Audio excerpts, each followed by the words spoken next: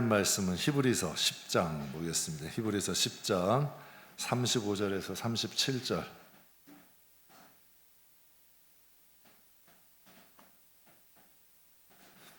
히브리서 10장 35절에서 37절.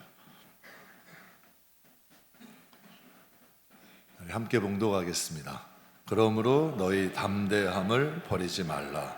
이것이 큰 상을 얻게 하느니라. 너희에게 인내가 필요함은 너희가 하나님의 뜻을 행한 후에 약속하신 것을 받기 위함이라. 잠시 잠깐 후면 오시리가 오시리니 지체하지 아니하시리라. 아멘.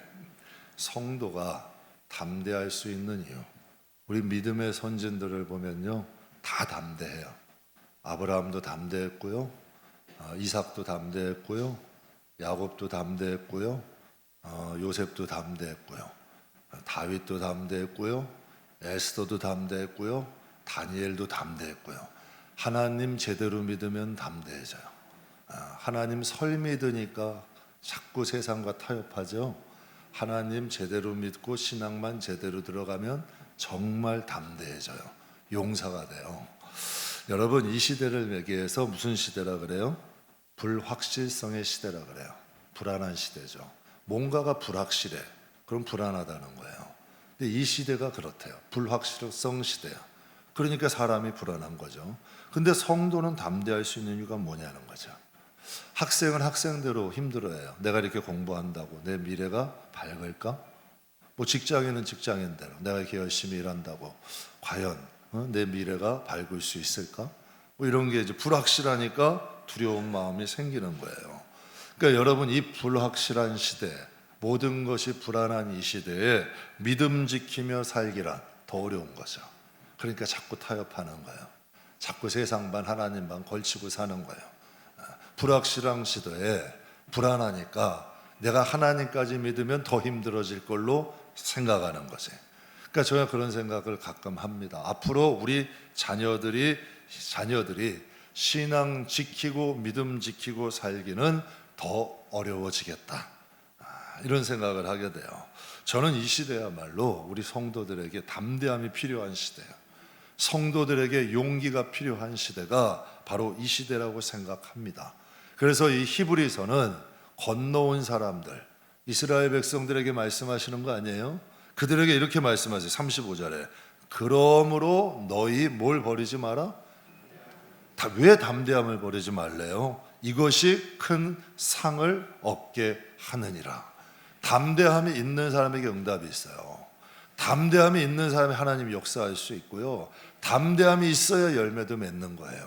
그래서 하나님 우리에게 말씀드리는 거예요. 하시는 거예요. 너희 담대함 버리지 마라. 이것이 큰 상을 얻게 한다. 다니엘은 담대한 사람이죠. 10대 중반의 어린 나이에 바벨론이란 땅에 던져졌어요. 낯선 환경, 낯선 상황, 그냥 던져진 거예요. 포로로, 부모도 없이.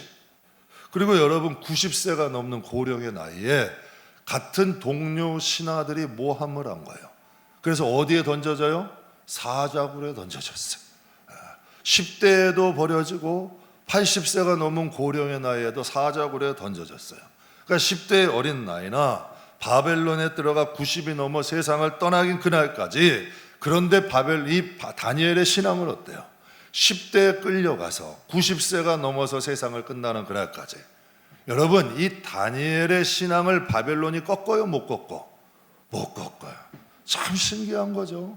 여러분, 다니엘은 오히려 바벨론이라는 선진 문명, 타락한 문명 속에서도 여러분 그 많은 우상 가운데에서도 믿음을 지켜내요. 오히려 이겨내요. 여러분, 다니엘서라는 것은 다니엘이 신앙생활하면서 하나님이 말씀하신 걸 기록하고, 또 여러분 다니엘이 또 노년의 마지막에 되어질 일까지 하나님이 말씀하신 것을 기록한 것이 다니엘서예요.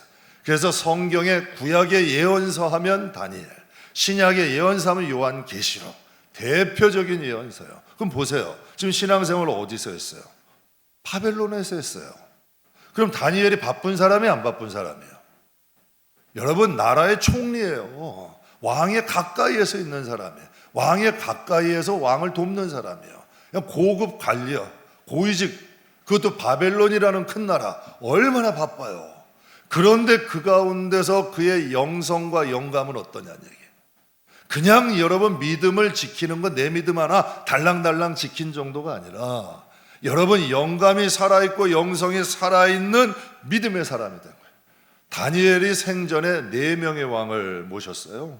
그리고 단순히 믿음만 지킨 것이 아니라 정말 영성과 영감까지 살아있어서 많은 유대인도 보호할 뿐 아니라 앞으로 장차 되어질 것까지라도 하나님께 그 말씀을 받아서 다니엘서까지 기록하게 돼요.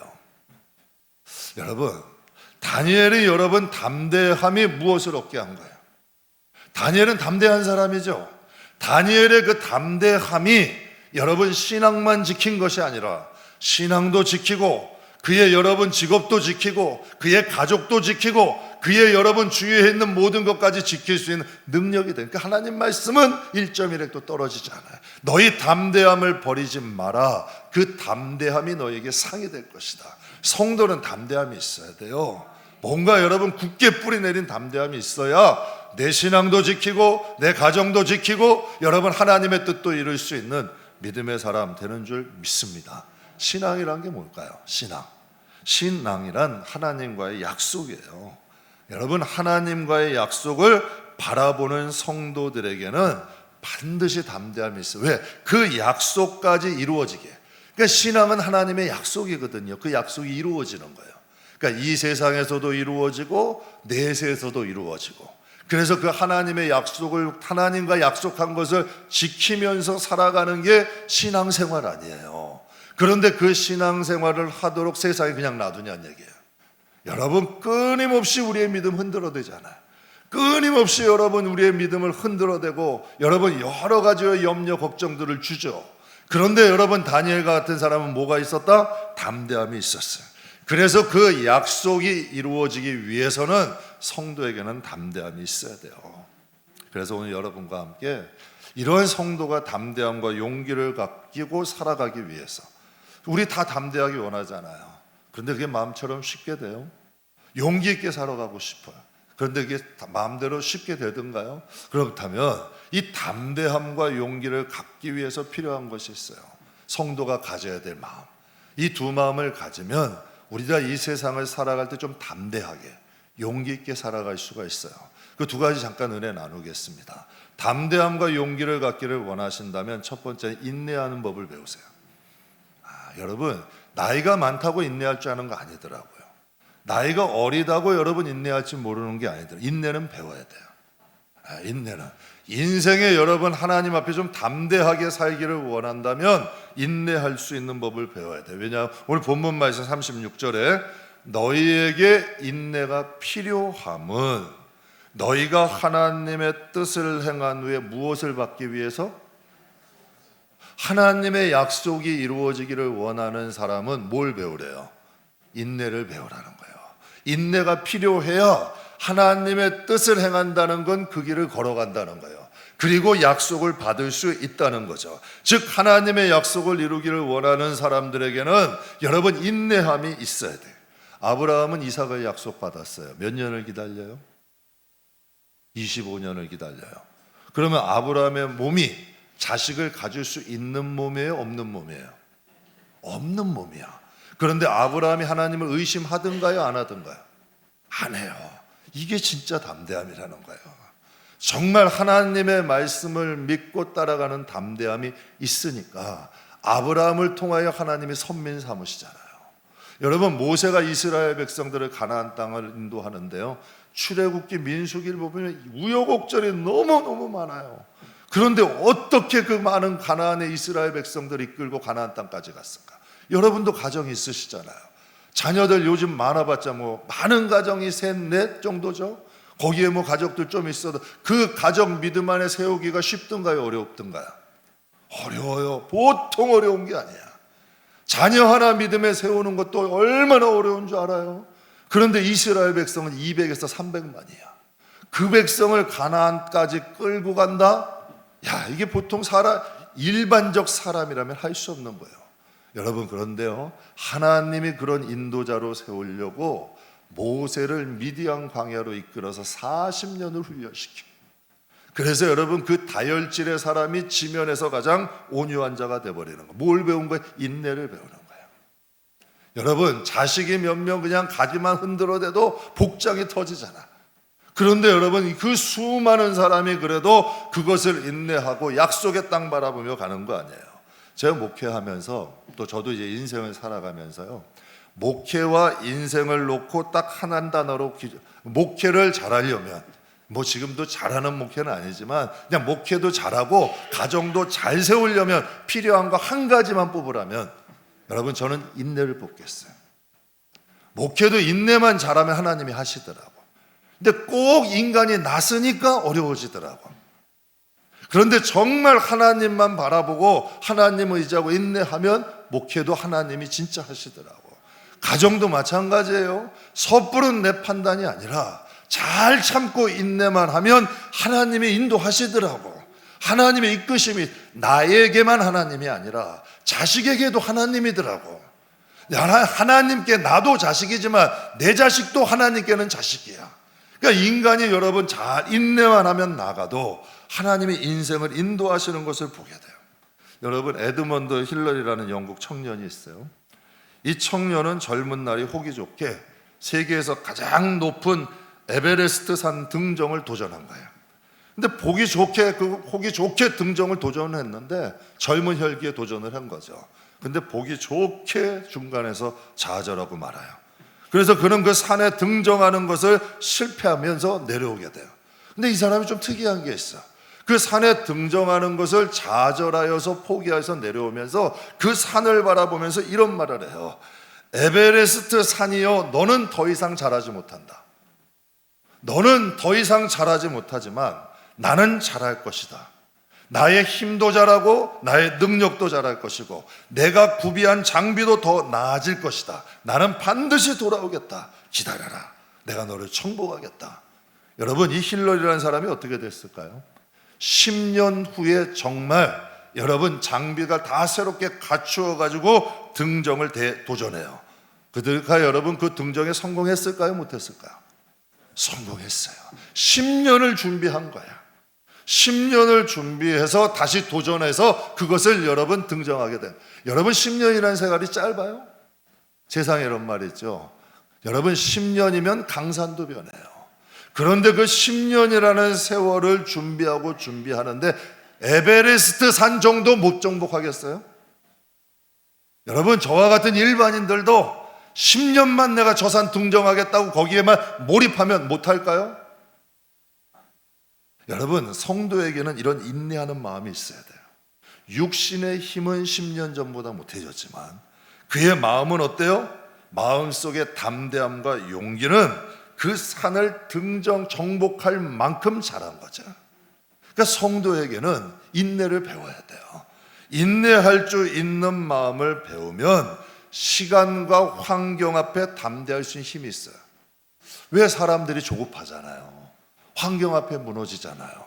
여러분 갑자기 코로나라는 것도 턱 닫혀버렸어요. 저도 여러분이 자주 잘못이잖아요. 얼마나 놀래요. 처음 당한 환경인데 만약에 하나님이 그때 저에게도 정말 코로나 이후를 준비하라는 말씀을 안 주셨다면 저도 많이 당황했을 것 같아요. 지쳤을 것 같아요. 만약에 낙심했을 것 같아요. 근데 참 이상하게요. 끊임없이 여러분 그 코로나 3년 동안 하나님 앞에 기도 쌌어요. 정말 하나님 코로나 이후를 축복해 주세요. 축복해 주세요. 축복해 주세요. 정말 여러분의 영혼, 여러분의 자녀들 위해서 우리가 끊임없이 하나님 앞에 여러분 하루가 아니라 10년이라 할지라도 하나님 앞에 인내하며 기도 싼다면 그 기도가 이루어질까요? 안 이루어질까? 아니, 우리는 다 이루어진다고 믿어요. 그런데 그것을 인내하지 못하는 것뿐이지. 하나님이 기도하시면 들어주시고 반드시 하나님이 일하신다는 거 우리 알고 있어요. 그런데 우리에게 뭐가 없어요? 인내하는 법을 몰라요. 인내를 배우지 못한 거예요. 여러분 환난을 극복하고 축복을 받은 사람들 가만히 한번 보세요. 세상 말로는 이런 표현 써요. 독해요. 독해요. 그런 사람들 보면 환난을 극복하고 축복을 받은 사람들 공통점이 독해요. 근데 그 독하다는 표현이 뭔지 아세요? 인내할 줄 아는 거예요. 참는 거예요. 아니 절제하는 거예요. 그 목표를 위해서 참고 인내하고 절제하는 법을 배우는 거죠. 근데 인내가 없으면 쉽게 불안해져, 쉽게 초조해지고 쉽게 조급해져. 사람이 위기를 당하는 것들은요, 대개 한번 보세요. 자기가 스스로 잘못된 결정을 하는 거예요. 위기는 스스로 자처하는 거예요. 스스로 무너지는 거예요. 정신만 바짝 차리고 인내하면서만 나갈 수 있다면, 내 마음만 지키고 나간다면 저는 반드시 인내하는 사람에겐 기회가 와요. 반드시 기회가 오는 거예요. 하나님 말씀 믿고, 그러니까 여호수아에게 말씀하시는 거죠. 얼마나 두려웠겠어요. 모세가 없어. 평생 모세 수종하고 모세가 시키는 대로 했는데 여호수아가 이제 본인이 다 해야 돼. 얼마나 두려웠겠어요. 얼마나 무서웠겠어요. 그때 하나님이 와서 하신 말씀이에요. 두려워하지 마, 놀라지 마. 모세와 함께 한 것처럼 내가 너와 함께 할 테니까 그 대신 하나님 말씀, 내 말을 꽉 붙잡고 인내해. 그러면 내 길도 평탄해질 것이고 내 길이 형통할 것이다. 하나님이 우리에게도 이 시간 주시는 말씀이죠. 근데 로마서 5장에 보면 사도 바울이 성령 안에서 로마 교인들이 이렇게 편지를 해요. 우리가 환난 중에도 즐거워하나니. 말도 안 되는 얘기잖아요. 환난은 놀랄 일이잖아요. 두려워할 일이잖아요. 무서운 일이잖아요. 그런데 여러분, 이 사도 바울은 이렇게 고백해요. 내가 환난 중에도 즐거워하나니. 환난은 인내를, 인내는 연단은 소망을 이루는 줄 알미라. 여러분, 이게 무슨 뜻일까요? 성경에 보면 바울이라는 사람은요, 산전, 수전, 공준전 다 겪은 사람이야. 정말 어려운 우여곡절을 다 겪은 사람이에요. 그때 사도 바울이 성령 안에서 느낀 게 있어. 환난이 다가올 때는 인내하는 거야. 인내하다 보면 사람이 다듬어져, 사람이 만들어져. 그러면 그 연단이, 사람이 연단이 돼요. 연단이라는 건 훈련된다는 거예요. 다듬어진다는 거예요. 변화된다는 거예요. 그러니까 하나님의 그 변화된 사람을 통하여서 하나님이 역사하는 거예요. 보세요. 아론과 모세가 뭐가 달라요? 둘 다 레위 지파예요. 아론은 형이고 모세는 동생이에요. 말을 누가 더 잘해요? 아론이 훨씬 잘해요. 오히려 여러분, 모세는 약간 무서웠다 그래, 성경학자들이 볼 때. 그러니까 인기도 누가 더 많은 거예요? 아론이 더 많아. 그럼 아론이 이스라엘 백성을 이끌고 가나안 땅 갈 수 있을까? 그에게는 미디안 광야가 없잖아. 정말 위기 때, 어려울 때 그것을 돌파할 만한 힘이 누구에겐? 아론에겐 없는 거예요. 그러나 여러분, 모세에겐 있어요, 없어요? 모세에겐 있는 거예요. 그래서 사람은요, 어려울 때 보는 거예요. 힘들 때 보는 거예요. 극한 상경이 왔을 때 그 사람의 본질이 나오는 거예요. 그래서 하나님이 우리에게 말씀하시는 거예요. 담대하기를 원하면 인내를 배워야 돼요. 인내는 배우는 거예요. 날 때부터 나오지 않아. 여러분, 인내를 통해서 사람이 연단되고 그 연단된 사람을 통하여 무엇이 이루어진다? 소망이 이루어. 기가 막힌 말씀이죠. 여러분, 로마 사람들의 기도의 제목이 뭐예요? 로마 복음화예요. 근데 그게 말처럼 쉬워요? 로마가 복음화가 된다? 여러분, 정말 어린애들이 웃을 일이야. 불가능한 일이에요. 그런데 로마 기도인들의 기도대로 됐어요, 안 됐어요? 됐어요. 말도 안 되는 일들이 이루어진 거예요. 정말 여러분, 환난이 여러분 인내를 만들고 인내가 연단되고 그 카타콤 속에 끊임없이 부르짖었던 사람의 기도대로 로마도 변해버려요. 여러분, 한국 땅 절대 못 일어난다 그랬어요. 이 나라가 어느 정도 가난했냐면 최극빈국이야. 지금 아프리카나 동남아 가장 못 사는 나라보다 못 살았던 게 우리나라. 그런데 여러분, 그게 얼마나 됐어요? 100년도 안 됐어요.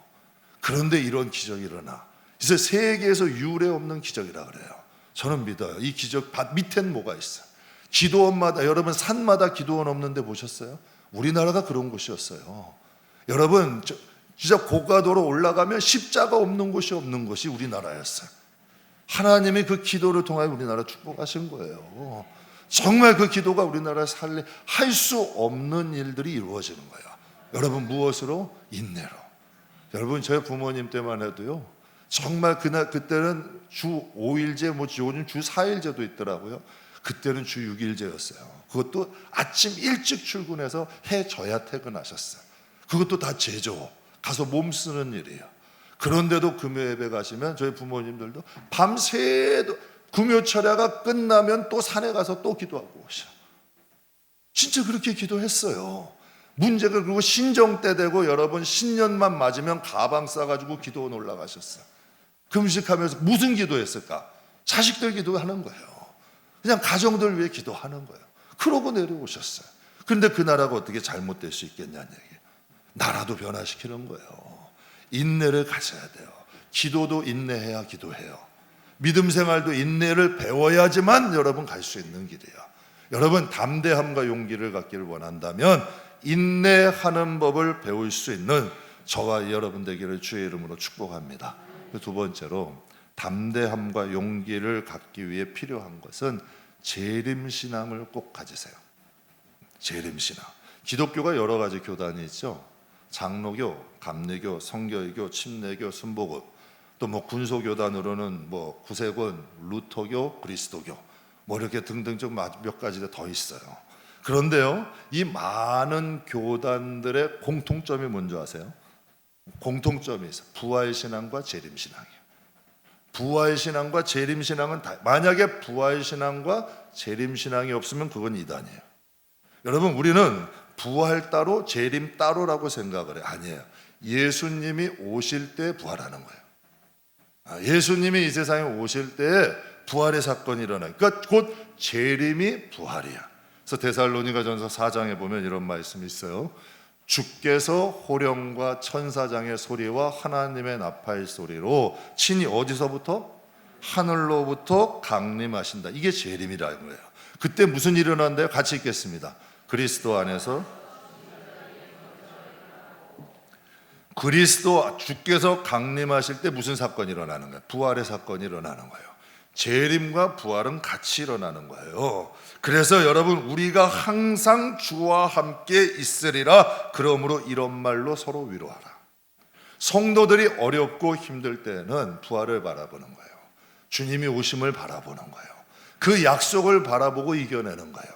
주님은 반드시 오시고 우리는 부활할 것이다. 이것을 통하여서 이것이 약속을 바라보면서 성도는 이겨나는 거예요. 여러분 개척 저도 했지만 무엇을 보고 개척했겠어요? 여러분 요즘은 개척 100교회 하면 한 교회에서 쓰기도 한 교회 자립하기도 어려운 시대예요. 자립하고 큰 교회 되려고 개척하는 시대가 아니에요. 주님 나라 부활 사모하고 재림 사모하고 하나님 나라 영광 사모하지 않으면 이 길 못 가죠. 근데 하나님이 이건 부수적으로 주신 거예요. 자립은. 전 그렇게 생각해요. 지금도 하나님 나라 바라봐요. 그래야 담대하게 목회할 수 있어요. 타협하지 않을 수 있고 세속적으로 안 내고 목사가 여러분 지저분하게 돈 욕심 안 내고 자리 욕심 안 내고 목회할 수 있는 거예요. 그래야 여러분 타협하지 않죠. 그런데 여러분 하나님 나라 재림신앙 없고 부활신앙 없으면 돈 욕심 내는 거예요. 자꾸 여러분 어디냐 나다내려고 그러는 거고. 그러나 재림 소망하고 부활 소망하면 그 길 안 가죠. 믿음 지키고 하나님 뜻대로 살려고 노력하게 되는 거예요. 그래서 성경은 말씀을 담대함과 용기가 있으려면 뭐가 있어요? 재림신앙은 기본이에요. 저는 기독교가 아름답고 기독교가 거룩하고 기독교가 힘 있는 이유는 부활신앙이 있기 때문이에요. 재림신앙이 있기 때문에 이 기독교가 멋있는 거예요. 여러분 이것이 없으면 어떻게 될까? 제가 어떤 분 이런 말 들어봤어요. 개똥밭이 굴러도 이승이 좋대. 이건 장로님이 하신 말씀이에요. 또 어떤 분이 이러더라고요. 목사님 천국이 있겠죠? 이건 권사님이 하신 말씀이에요. 그분은 권사직 장로직들을 어디서 받았는지 모르겠어요. 뭐가 없는 거예요? 재림신앙이 없는 거예요. 그럼 여러분 목사님, 권사님이, 장로님이 이런 말을 한다면 그게 좋아 보여요? 안 좋아 보여요? 안 좋아 보이잖아요. 그러니까 성도가 좀 이 세상을 무엇을 하나님이 축복하셔서 누리건 갖건 상관없이 성도의 마음의 베이스에 뭐가 있어요? 부활신앙, 재림신앙이 있어야 돼요. 그래야 멋있는 거예요. 신앙인이 신앙인다운 삶을 살 수가 있는 거죠. 초대교회 같은 경우는 박해가 아주 심했어요. 그런데 어떻게 담대할 수 있었을까요? 오늘 본문 말씀이에요. 37절 잠시 잠깐 오면 오시리가 오시리니 지체하지 아니하시리라. 핍박당하고 박해당해도 주님이 곧 오실 거야 하면서 믿음 지키면서 이겨내는 거예요. 근데 초대 성경에 보게 되면 초대교회 중에서 가장 많은 핍박을 받은 교회 중 하나가 데살로니가 교회라는 곳이에요. 그런데 예수님께 가장 칭찬을 많이 받은 교회 중 하나도 데살로니가 교회예요. 그러니까 핍박과 박해를 많이 받았는데 오히려 하나님께 칭찬을 받아. 근데 데살로니가 교회의 특징이 뭔지 아세요? 재림신앙이야. 항상 주님을 바라본 거예요. 그러니까 핍박과 박해가 있어도 믿음의 흔들림이 없는 거예요. 그래서 데살로니가전서 1장에 보면 이런 말씀이 있어요. 우리가 너희 모두로 말미암아 항상 하나님께 감사하며 기도할 때마다 너희를 기록하며. 그러니까 사도 바울은 성령을 의미하잖아요. 기록자 사도 바울은 성령을 의미하는데 하나님이 항상 데살로니가를 생각하면 어떤 생각 드실까? 감사하는 거야. 정말 그 모진 핍박, 초대교회는 핍박이 많았어요. 예수 믿으려면 정말 각오하고 믿어야 된 거예요. 그런데 그 가운데서도 믿음을 잘 지키는 거야. 그러니까 하나님께서도 그거를 보면서 성령 안에서 바울이 기도하면서 내가 그 교회만 생각하면 감사한데. 근데 이유가 세 가지가 있어요. 데살로니가 교회는 믿음의 역사가 있어, 사랑의 수고가 있어, 그리고 소망의 인내가 있어. 여러분, 그들에게는 하나님이 주님이 오신다는 소망의 인내가 있으니까 믿음의 역사가 일어나는 거예요. 여러분, 주님을 바라보고 주님을 의지하는 사람에게 기적도 일어나는 거예요. 주님을 바라보고 주님을 의지하는 데 하나님의 역사도 일어나는 거예요. 그러니까 믿음의 역사가 데살로니가 교회에 일어나요. 그리고 사랑의 수고를 해. 여러분, 말세가 될수록 뭐가 없어진대요? 사랑이 없어져 간다. 이게 성경에 기록되어 있는 내용이에요. 그런데 그들은 서로 사랑해, 수고를 한다는 얘기야. 왜 그럴까요? 하나님이 기뻐하시니까. 세상에서 사랑하는 일은 피곤한 일이야. 나 혼자 살기도 힘들어, 내 자식 키우기도 힘들어. 그런데 여러분, 그 감정 낭비, 여러분 힘 낭비한다? 이것은 재림신앙이 있고 주님이 기뻐하신다는 걸 아는 사람은 사랑을 해. 왜? 이 모든 것, 어떤 것보다 하나님이 더 귀중한 게 뭐래요? 사랑이 최고랬거든. 그러니까 사랑하는 거예요. 사랑하려고 노력하는 거고. 그러니까 이 데살로니가 교회에 뭐가 있다?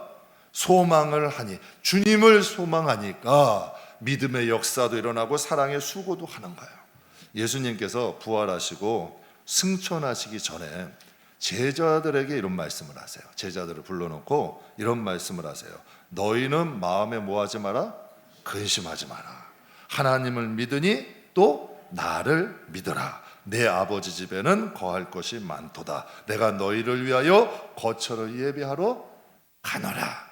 만약에 하나님의 이 약속이 없다면 제자들도 근심되는 거예요. 제자들이라도 근심되는 거예요. 하나님의 이 약속이 없다면 저도 제 먹고 살 길 찾아야죠.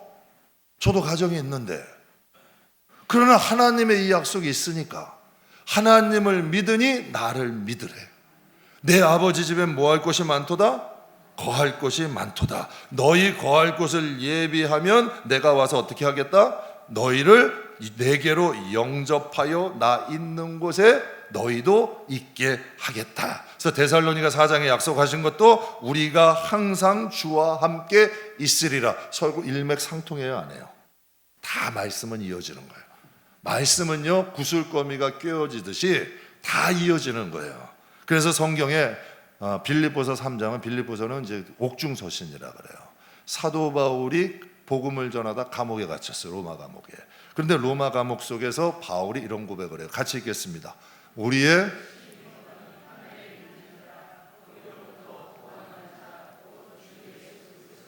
기다리노니. 바울은 어떤 마음으로 산 거예요?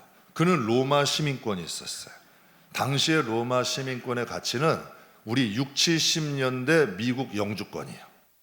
그 정도로 가치가 있었어요. 그 당시에는 큰 재산이었다는 얘기예요. 그러나 사도 바울의 마음속에는 뭐가 더 귀했다? 나는 하늘의 시민권을 가졌다 하는 그런 마음으로 살아간 거예요. 그러니까 바울이 항상 하나님 나라를 바라봤기 때문에 그 어려운 환경 가운데서도 담대할 수 있었던 거예요. 담대하게 하나님의 뜻을 선포하고 담대하게 그 길을 걸어갈 수 있었던 거죠. 그래서 바울은 로마 교인들에게 이렇게 고백을 해요. 로마서 14장에 우리가 살아도 위에 살고 죽어도. 그러니까 여러분, 그때의 믿음과 우리의 믿음을 생각하면 좀 달라. 여러분, 금도 순금이 있고 18K 있고 14K 있고, 제가 예전에 한번 말씀드린 이태리 금도 있더라고. 그건 값어치를 안 쳐줘. 잡금이라 그러더라고. 그러니까 금도 순도가 달라. 저는 우리 성도들이 이 금의 순도를 좀 높였으면 좋겠어요. 여러분 이 로마 교인들의 믿음의 순도는 높아요, 낮아요? 높아요. 그러니까 우리가 이분들과 같지는 않더라도 그래도 우리의 믿음의 순도가 좀 높아졌으면 하나님이 기뻐하지 않으실까요? 그러기 위해서 뭐가 있어야 돼요? 재림신앙이 있어야 돼요. 정말 하나님 나라가 확실하고 부활의 소망이 있으면 이 세상에서 담대할 수 있어요. 타협하지 않을 수 있어요. 실제로 로마 교인들은 로마의 박해를 피해서요, 카타콤이라는 곳 공동묘지예요.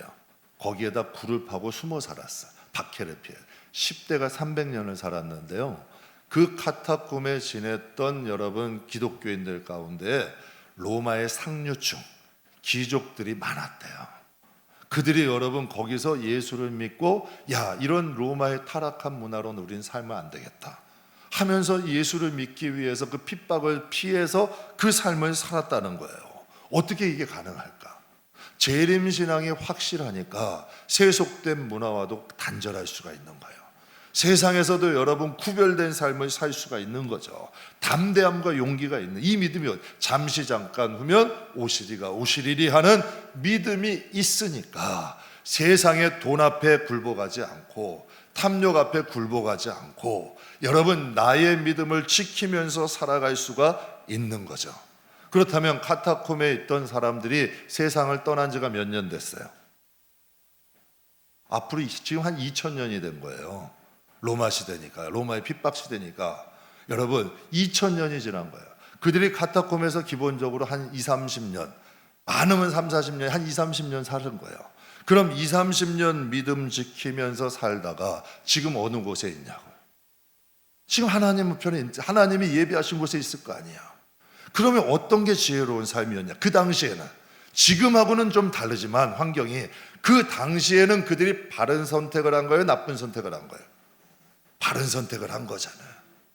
바른 선택을 한 거잖아. 그럼 우리도 이 시대를 살면서 어떤 선택을 해야 되냐는 얘기예요. 어떤 선택을 해야 바른 선택이고 어떤 선택을 해야 하나님 나라 가서도 후회함이 없을까? 로마서 21장에 이런 말씀이 있어요. 모든 눈물을 눈에서 닦아 주시리니 사망이 없고 애통하는 것이 없고 곡하는 것이 없고 아픈 것이 다시 있지 아니하리니 처음 것은 다 지나갔습니다. 이것이 바로 여러분 주님이 오셨을 때에 우리를 데려가신 후에의 역사를 기록한 거예요. 성경은 이걸 예언서라 그래요. 계시로 장차 있을 일을 말씀하시는 거죠. 그들에게 여러분 하나님께서 그들의 약속대로 그들을 데려가시고 그들의 눈에서 뭘 닦아주신다? 눈물 닦아주시고 사망도 애통도 곡도 아픔도 없는 그곳에서 영원히 저는 이걸 진짜 소망해요. 저는 사망이 싫어요. 미워하고 시기하고 질투하고 서로 다투고 분노하고 이 태생적으로 그런 게 싫은 사람이야. 그리고 서로 성도들도 아프고 괴로워서 정말 우리 성도들 가운데 몸이 안 좋은 분들, 아픈 분들 보면 너무 좀 안타까워. 좀 건강하시게 여러분 오래 하시면 얼마나 행복해요. 그러니까 여러분에게 꼭 말씀드리는 거예요. 이 세상에서도 건강한 가정으로 아름답게 사시되 믿음은 꼭 지키시라는 거예요. 신앙은 바로 세우시라는 거예요. 왜? 구원은 반드시 받아야 되는 거거든. 그래서 성도의 마음에는 재림신앙, 부활신앙이 있어야 이 시대에 담대한 마음과 용기 있게 믿음 지키며 살 수 있는 줄 믿습니다. 그래서 성도에 보면 하나님은 데살로니가 교회를 향하여 이렇게 말씀하세요. 데살로니가 전서 5장에 보면 범사에 헤아려 어떤 것? 좋은 것을 취해라. 악은 어떤 모양이라도 버려라. 평강의 하나님이 친히 너희로 온전히 거룩하게 하여 너희 온 영과 혼과 몸이 우리 주 예수 그리스도 강림하실 때 어떻게? 흠없게 보존되기를 원한다. 그래서 성경에 말씀하세요. 이 세상을 사는 동안은 범사에 잘 헤아려서 나쁜 것 택하지 말고 악은 그림 모양이라도 버리래. 그리고 범사에 좋은 것 선택해래. 그럼 여러분께 한번 여쭐게요. 악은 버리시고 정말 좋은 거 선택하고 살고 계세요? 저는 우리 성도들이 악은 모양이라도 버리세요. 그게 어떤 유익이 있다 할지라도 순간은 유혹해도 그것이 평생 내 발목 잡아. 그러니까 악한 것은 버리고 조금 손해 보더라도 범사에 좋은 것, 하나님 보시기에 좋은 것을 취할 수 아는, 저는 이게 지혜롭다고 생각을 해요. 제가 지난주에 국민일보 본데 이런 기사가 났더라고요. 미국 국제 기독교 연맹이라는 곳이 있어요. 거기 홈페이지에 보니까 중국, 북한, 쿠바, 베트남 공산국가에서 최근 기독교인 72명이 투옥되거나 실종됐대요. 그러니까 지금도 카타콤 시대하고 같이 공산국가에서는 그렇게 숨어서 예배 부리도 또 예배 드리다가 발각되면 투옥되기도 하고 실종되기도 하는 거예요. 제가 이런 생각을 했어요. 오늘 설교 준비하면서. 만약에 남북한이 통일이 된다면 그건 남한 기독교인들의 기도가 아니라 정말 힘들게 신앙생활하는 북한 기독교인들 기도 때문에 통일이 되면 만약 그 기도 때문에 응답될 거예요. 그들에겐 얼마나 절박하겠어요. 그들에겐 얼마나 간절하겠어요. 여러분, 우물안 개구리라는 표현이 있죠. 이제 말씀 마무리할게요. 김포 지역, 우리 교회가 전부가 아니에요. 주님의 날에는 여러분 모든 하나님을 믿는 신실한 자들이 하나님 앞에 부활하게 돼, 예수님이 오실 때. 그럼 정말 신실한 기가 막힌 정금 같은 믿음의 사람들을 우리가 다 만나게 될 거예요. 사랑하는 성도 여러분, 우리 이 시대에 믿음을 지키고 하나님 뜻 행해야죠.